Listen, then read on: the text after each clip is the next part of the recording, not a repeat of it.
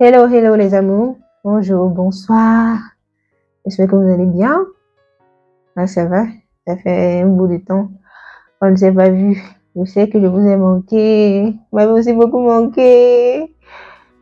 Mais nous sommes là aujourd'hui et nous allons aborder un sujet très important. Nous allons voir l'importance de la prière au sein d'un couple, au sein d'une union entre deux personnes qui veulent cheminer, peut-être jusqu'au mariage, qui veulent vivre ensemble pour toute une vie. Donc, entrons dans le vif du sujet. Si c'est la première fois que vous me voyez, soyez la bienvenue. Je suis Audrey Merveille, Brescia. Je suis une artiste gospel. Et cette chaîne a pour but de nous aider à nous rapprocher du Christ, de nous aider à vivre selon les commandements de Dieu une meilleure vie. Donc, sans plus tarder, regardons quelques points ensemble. Nous allons voir 4 ou 5 points comme ça, rapidement. Donc, le premier point, pourquoi est-ce qu'il est nécessaire d'impliquer Dieu dans les fiançailles, dans les relations amoureuses? Parce que le Seigneur est le fondement de toutes choses. Pour sa propre vie même, pour nos propres vies, nous nous appuyons généralement sur l'aide de Dieu. Quand nous prions, nous lui demandons sa direction, nous lui demandons comment nous devons opérer, c'est quoi sa volonté pour notre vie. De la même façon, quand nous voulons engager un projet de mariage, nous devons aussi lui demander qu'est-ce qu'il en pense, parce que c'est un projet assez sérieux. C'est un peu comme un entrepreneur qui veut lancer un business. Il prend le temps de faire son business plan, de voir les enjeux, de voir les avantages, de voir les désavantages, de cibler. Donc, c'est un peu ça. Le mariage, c'est tout un projet. C'est vrai qu'on n'est jamais sûr à 100%, mais s'asseoir, essayer de voir jusqu'à quel niveau ça peut marcher, c'est important. D'où la nécessité d'impliquer Dieu dans cela. Parce que des fois, nous disons que c'est la personne qu'il nous faut. Mais quand nous commençons à prier, nous commençons à confier cela au Seigneur, même sans notre accord, il éloigne cette personne de nous. Vous voyez un peu. Ça peut paraître ça. Mais quand tu pries et tu demandes vraiment au Seigneur sa volonté, il ne peut pas te laisser dans l'erreur.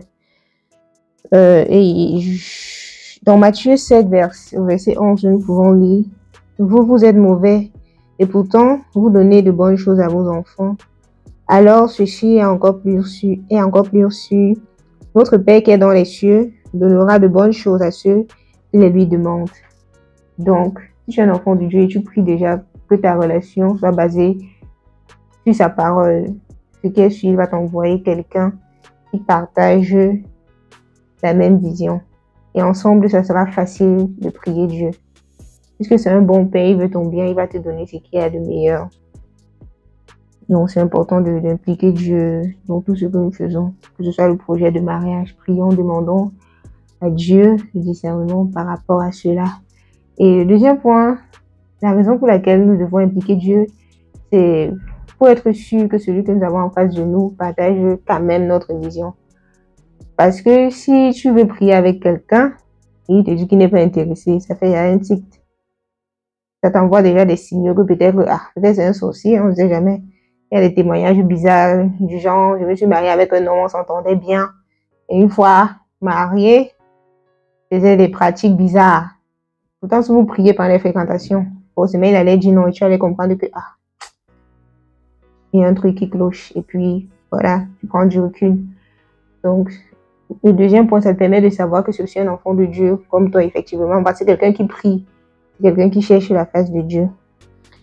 Et le troisième point, ça nous permet de donner la première place à Dieu dans notre couple. C'est bon de mettre Dieu au centre quand nous voulons construire un mariage, parce qu'il y a des problèmes qui vont venir, il y a des difficultés qui vont surgir. Et si nous n'avons pas la maturité de pouvoir demander à Dieu le discernement sur comment agir face à cette situation, le mariage peut vraiment prendre un coup. Donc, c'est important de prier pour avoir le discernement nécessaire face à certaines situations délicates. Et dans Matthieu 18 au verset 19, nous pouvons lire « Je vous le dis encore, c'est la vérité. Si deux d'entre vous sur la terre se mettent d'accord pour prier au sujet d'une affaire, mon Père qui est dans les cieux fera pour eux ce qu'ils demandent.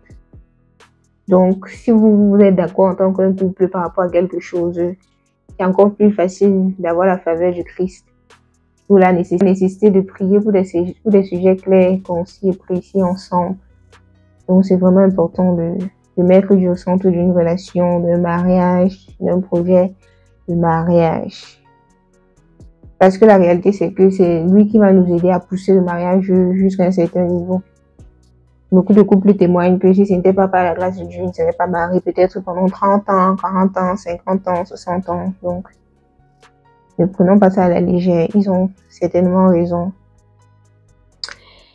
Et bon, le dernier point, c'est un signe que nous voulons vraiment bâtir notre relation et notre famille selon les principes bibliques. C'est un signe déjà que voilà, nous sommes tous d'accord que hors de Dieu, nous ne pouvons rien faire. C'est un signe que nous sommes conscients que la religion ou la prière a une place fondamentale dans la vie d'une famille. Quand les deux partenaires sont d'accord là-dessus, ça devient vraiment beaucoup plus évident par la suite.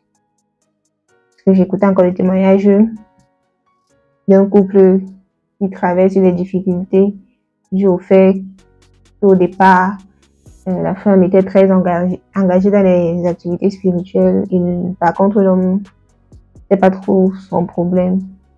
Et à un moment donné, pendant le mariage, il lui demandait à la femme de laisser les activités spirituelles et de s'adonner complètement aux tâches ménagères, aux activités de la maison. Je ne sais pas trop de quoi il était question. Parce qu'à un moment donné, il faut pouvoir trouver un équilibre. Parce que personnellement, je ne peux pas être d'accord que tu es une femme au foyer, tu as des enfants, mais tu passes la majorité de ton temps à l'église. Ce n'est pas normal. Essayez toujours d'équilibrer les choses, mais je ne sais pas exactement dans quel contexte ils étaient, mais dans tous les cas, la relation a pris un coup à cause de cela. Donc, nous voyons que c'est important d'être d'accord. Deux personnes doivent être d'accord sur quelque chose pour que ça puisse facilement marcher. Moi, je dis souvent que mieux vaut se mettre en couple avec quelqu'un qui réfléchit comme toi, même si vous réfléchissez mal à deux. Au moins, vous êtes d'accord et il y aura la paix. Au lieu qu'une personne voit la vie comme ça, toi, tu vois comme ça. Même s'il a raison et toi, tu as tort, ça va chevaucher. Donc, je crois que c'est tout ce que je voulais partager avec nous aujourd'hui. Si ce contenu nous a interpellés, likez, commentez, partagez avec vos proches et on va se retrouver dans la prochaine vidéo. Des bisous, bye bye.